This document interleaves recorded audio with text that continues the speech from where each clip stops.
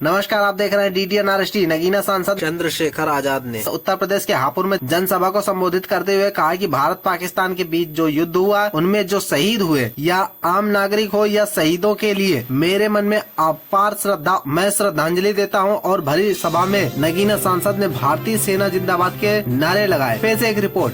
यही कामना करता हूं कि उन माओ का आशीर्वाद हम सबको बना रहेगा।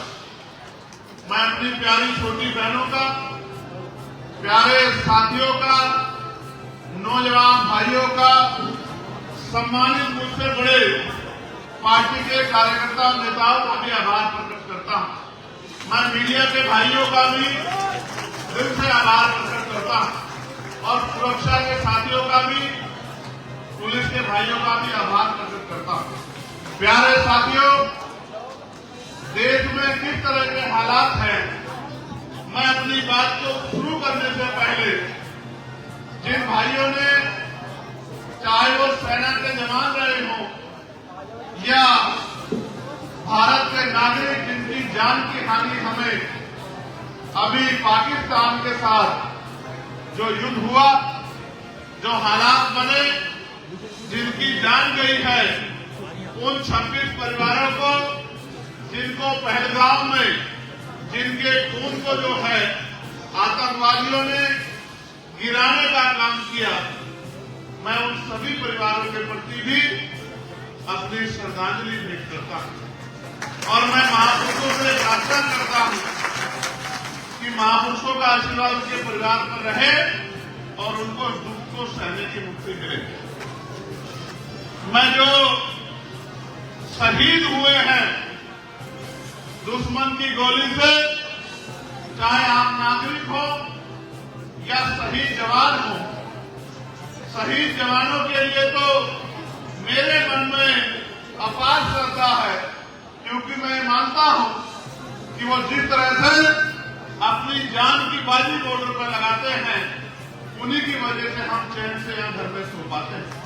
इसलिए मैं भारतीय सेना को, अपनी उस भारतीय वीर सेना को जिसने हमेशा हमारी रक्षा करने का काम किया, आप सबके माध्यम से ऐसे हाथ उठा के मेरे साथ उस भारतीय सेना का धन्यवाद कीजिए, जिस भारतीय सेना ने दुश्मन के साथ खड़े करने का काम किया है। एक नारा लगाइए मेरे साथ, भारतीय सेना जिंदाबाद, भारतीय सेना जिंदाबाद, हमारे सैनिक बल जिंदाबाद, हमारी पुलिस जिंदाबाद। प्यारे साथियों, मैं उन परिवारों के लिए मीडिया के माध्यम से, जिन परिवारों ने अपनों को खोया है इस युद्ध के दौरान, केंद्र की सरकार से ये मांग करता हूं कि 1-1 करोड़ रुपए की सहायता उन परिवारों की सरकार को करनी चाहिए। मैं आपको ये भी बता देना चाहता हूं, दुश्मन के गोले से हमारे मुजफ्फरनगर के भीम आर्मी के जिला महासचिव के परिवार के 2 बच्चों की जो वहां काम करते थे, उनकी भी जान गई। मैं उनके प्रति भी आस्था के, श्रद्धा के सुमन भेंट करता हूं। प्यारे साथियों, देश से आगे बढ़कर अब हम उत्तर प्रदेश की चर्चा करेंगे और ये जो कार्यक्रम प्रमुख सम्मेलन आयोजित किया है, इसमें जिस व्यक्ति ने जो भी योगदान किया है, मैं उन सबका भी बहुत बहुत आभार करता हूं, आभार प्रकट करता हूं। हमारे पुलिस जी का और सभी जिलाध्यक्ष जी का, सभी मंडल के पदाधिकारियों का, उनकी पूरी टीम का आभार प्रकट करता हूं। प्यारे साथियों, आजाद भारत में हक वंचित समाज जिस तरह का जीवन यापन कर रहा है, इससे आप और मैं जागरूक हैं। हम ये जानते हैं कि आजाद भारत में भी आज भी लोगों के पास सुख सुविधाएं नहीं, पहनने के लिए अच्छे कपड़े, सर ढकने के लिए पक्की छत, खाने के लिए अच्छा भोजन, पीने के लिए साफ पानी और सुख सुविधा जिसको कहा जाता है, चाहे किसान हो, नौजवान हो, महिलाएं हो, वृद्धजन हो या अन्य कोई व्यक्ति हो, सभी लोग सरकार की योजनाओं से पीड़ित हैं। हालांकि पीड़ा मन में रखने से कुछ नहीं होगा। जब हम इस पीड़ा को अगर दूर करना चाहते हैं तो हमें संकल्प लेके काम करना होगा। जिस तरह से आज हम यहाँ इस कार्यक्रम को सफल बनाने में जुटे हैं, अगर इसी तरह से हम लोग अगले 1-1.5 साल मेहनत करेंगे तो मैं विश्वास दिला के कह सकता हूं कि वो दिन दूर नहीं कि उत्तर प्रदेश में आजाद समाज पार्टी का झंडा बुलंद होगा। प्यारे साथियों, आजाद समाज पार्टी के जरिए महापुरुषों का सपना पूरा होगा, समता मूलक समाज बनेगा, बहन बेटियों का सम्मान होगा, नौजवानों को रोजगार मिलेगा, किसानों को उनकी फसल के दाम मिलेंगे, सरकारी कर्मचारियों को भी उनकी पुरानी पेंशन का फायदा मिलेगा और तमाम तरह की जो समस्याएं आज के जीवन में हैं वो भी पॉलिसी बना के उसमें भी आपकी लाइफ को, आपके जीवन को आसान बनाया जाएगा। ये आंदोलन जिसको हम लोग चला रहे हैं, इसके न चलाने से क्या होगा ये भी मैं आपको बताना चाहता हूँ, और आंदोलन के चलाने से क्या होगा ये भी मैं आपके सामने रखना चाहता हूँ। आज हम जब परेशान होते हैं, तकलीफ में होते हैं, किसी समस्या से दो चार होते हैं तो हम ये सोचते हैं कि भाई ये सरकार कब बदलेगी, ये सरकार सही क्यों काम नहीं करती। तो मैं आपको बताना चाहता हूं कि ये सरकार इसलिए सही काम नहीं करती क्योंकि जो सरकारें आज हैं वो अपने एजेंडों पे, अपनी पॉलिसियों पे काम करती है। और मुझे बड़े दुख के साथ कहना पड़ेगा, मैं याद करूंगा एक ऐसे महापुरुष को, क्योंकि ये हापुड़ वो धरती है, बुलंदशहर वो धरती है जहां बाबा साहब अम्बेडकर के आंदोलन की जड़ें, अम्बेडकरवादी आंदोलन की जड़ें बहुत गहरी है। मैं इस बात को बहुत अच्छी तरह से जानता हूं। मैं याद करूंगा गाजियाबाद को, और मैं याद करूंगा इस समय में उस शख्स को जिनका नाम था आदरणीय बीपी मौर्य साहब।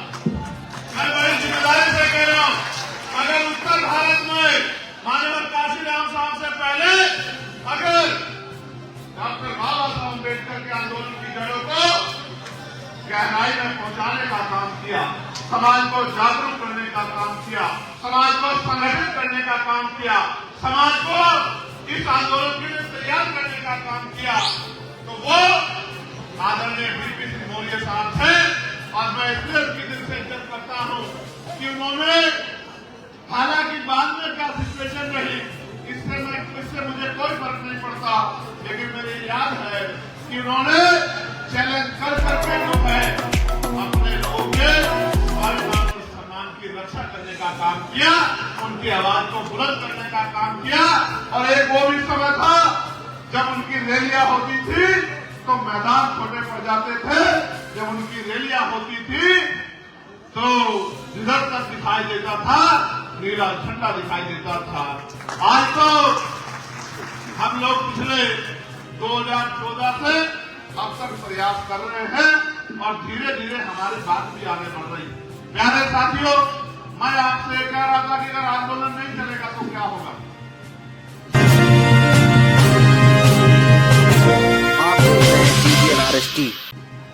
बाबा साहब ने कहा था अपने अंत समय में कि मेरे जाने के बाद मेरे बच्चों, अगर आप इस आंदोलन को आगे नहीं बढ़ा सकते तो इसको पीछे मत जाने दें। आप मुझे ईमानदारी से बताओ, अपने दिल पे हाथ रख के बताओ, अपनी समझ से बताओ, जो अधिकार हमें मिलने चाहिए थे क्या वो अधिकार अभी तक हमें मिले हैं? जिस तरह का समाज बनना चाहिए था क्या उस तरह का समाज बना है? क्या जिस तरह की तरक्की भारत को करनी चाहिए थी क्या वो तरक्की आज हमारा देश कर रहा है? हालांकि जब ये युद्ध का मामला हुआ, हमारी भारतीय जनता पार्टी से, उनकी सरकार से लाख हमारा विरोध है, उनकी पॉलिसियों से, उनके विचारों से, लेकिन हमने एक स्वर से सरकार को ये बताने का काम किया, क्योंकि हम प्रथम और अंत्य भारतीय हैं। ये बाबा साहब अम्बेडकर ने कहा था कि हम प्रथम और अंत्य भारतीय हैं। हमने सरकार को ये कहा, अगर हमारे खून के कतरे कतरे की जरूरत पड़ेगी तो हम लोग बॉर्डर में सबसे आगे रख के इस देश के स्वाभिमान की रक्षा करने का काम करेंगे। आप ये महसूस करो, हमने ये और पार्टियों से भी आग्रह किया कि सारी पार्टियां आज पार्टी हित त्यागें, आज तमाम चीजों का हित त्यागें और आज देश के साथ खड़े हो जाए। देश एकजुट रहेगा तभी हम लोग दुश्मन का मुकाबला कर पाएंगे। प्यारे भाइयों, माताओं, बच्चियों, बहनों और बुजुर्गों, आप ये महसूस करके देखो, कल सीज फायर लागू हो गया। 5 बजे से कहा गया कि सीज फायर लागू हो गया है, अब दोनों तरफ से कोई हमला नहीं होगा। लेकिन आपने देखा किस तरह से कुछ ही घंटों बाद दोबारा से हमला करके हमें जो है बेवकूफ बनाने का काम पड़ोसी देश में करने का काम किया। हमारी लड़ाई सिर्फ इसी बात के लिए है, सरकार को चाहिए था कि वो इस बार आतंकवाद की जड़ें बिल्कुल इस तरह नाबूद कर देती कि दोबारा हमारे सेना के किसी जवान का या हमारे बॉर्डर पर रहने वाले किसी व्यक्ति की जान का जो है वो नुकसान हमें ना उठाना पड़ता। लेकिन फिर भी क्योंकि सरकार ने फैसला लिया और इस बात को हित में रख के फैसला लिया कि युद्ध अच्छी बात नहीं है, फिर भी हमने सरकार के फैसले का स्वागत किया। लेकिन साथियों, आप महसूस करो, जब हम दुश्मन से लड़ते हैं तो हमें एकजुट होना पड़ता है। अगर आज जो जिस तरह का समाज, जिस तरह का प्रदेश, जिस तरह का देश, जिस तरह के अवसर, जिस तरह की सुख सुविधाएं हम चाहते हैं, अगर हम लोग एकजुट नहीं होंगे, भाईचारा नहीं बनाएंगे, अपने अस्तित्व को बचाने के लिए, अपने अधिकारों को बचाने के लिए, अपने आने वाली नस्लों को मान सम्मान का जीवन देने के लिए, तो आप महसूस करो कि फिर कैसे जो है सम्मान का जीवन इस प्रदेश में हमें मिल पाए। आप याद करके देखो, जब आंदोलन नहीं चलता था तो तब हमें छूटन पे जिंदा रहना पड़ता था। जो हमें दया के तौर पे दिया जाता था उसी को हम लोग अपना जीवन मान के जीते थे।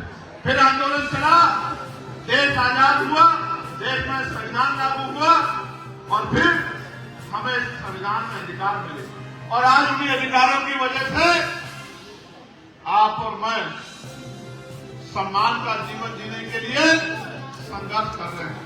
अगर मैं आज मेंबर ऑफ पार्लियामेंट बना तो ये भारतीय संविधान को मैं इसका धन्यवाद देता हूं और डॉक्टर बाबा साहब अम्बेडकर को मैं इसका धन्यवाद देता हूं और उन महापुरुषों को मैं इसका धन्यवाद देता हूं जिन महापुरुषों ने अपने बच्चे तक कुर्बान कर दिए, अपना जीवन तक कुर्बान कर दिया और हमें मान सम्मान का जीवन दिलाने के लिए लगातार संघर्ष किया।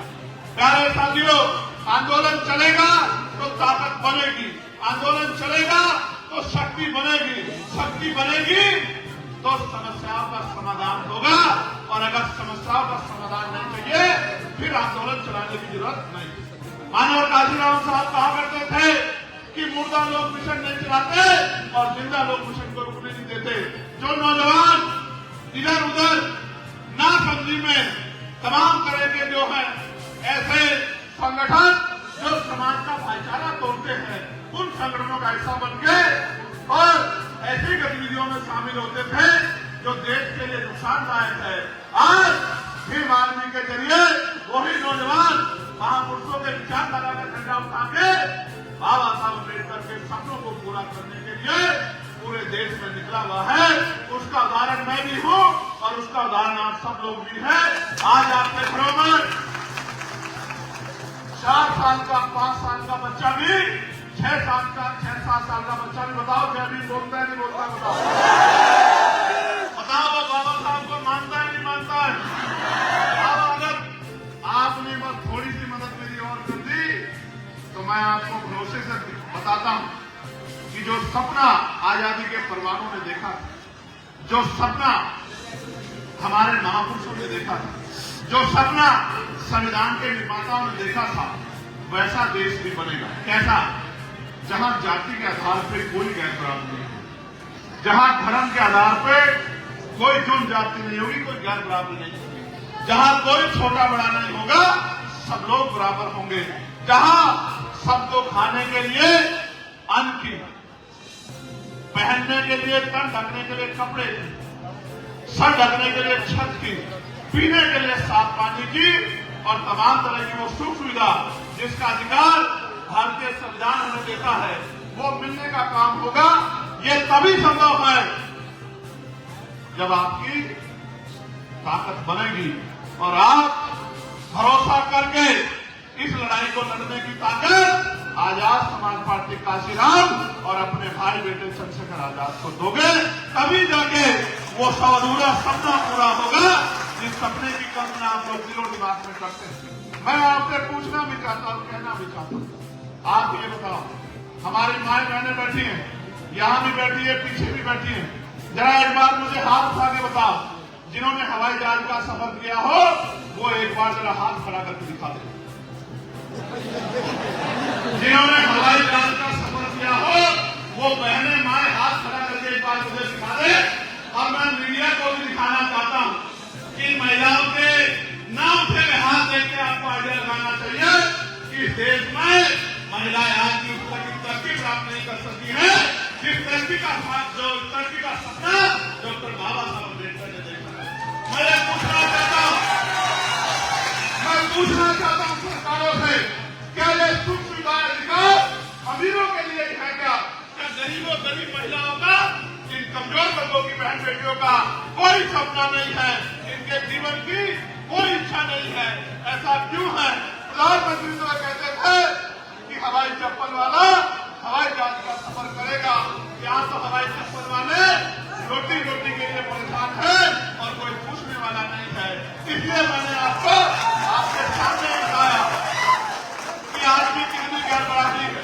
मैं आपसे भी जानना चाहता हूँ, इसी हापुड़ में, इसी गाजियाबाद में, इसी बुलंदशहर में, इसी आसपास के पश्चिम के जिलों में आप पैदा होके और यही आपका जीवन खत्म हो जाएगा, ये फैसला किसने किया? आप धन्यवाद दो मेरे साथ डॉक्टर बाबा साहब अम्बेडकर को। अगर वो महिलाओं को संविधान में बराबर का अधिकार नहीं देते तो आज दुश्मन के दांत खट्टे करने वाली बहन सोफिया कुरैशी और व्योमिका सिंह नहीं होती, जिन्होंने ये अगर संभव हुआ तो कैसे हुआ? ये संभव अगर हुआ तो इस वजह से हुआ कि बाबा साहब ने महिलाओं को भी पुरुषों के बराबर माना, वरना आजादी से पहले तो महिलाओं को पैरों की जूती जो है वो समझा जाता था। अगर आज हमारी बहनें देश की सेना में जाके दुश्मन के दांत खट्टे कर रही है, अगर इसका सबसे बड़ा योगदान इसमें किसी का है और श्रेय अगर किसी को जाता है तो वो बाबा साहब अम्बेडकर को और मां सावित्रीबाई फुले और राष्ट्र का ज्योतिबा फुले को जाता है। ये बात मैंने आपको क्यों बताई? मैं पूछना चाहता हूं, चलो हवाई जहाज का सफर नहीं किया होगा, हेलीकॉप्टर का सफर तो किया होगा।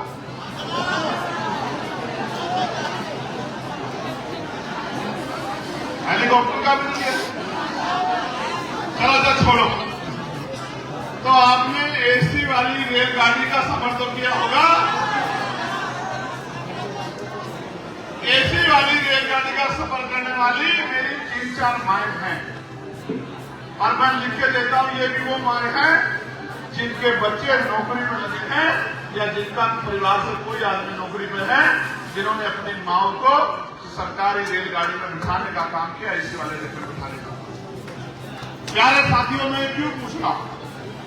मैं इसलिए पूछ रहा हूं कि भारत में कहा तो जाता है कि लोकतंत्र है, लेकिन असल में लोकतंत्र नहीं है।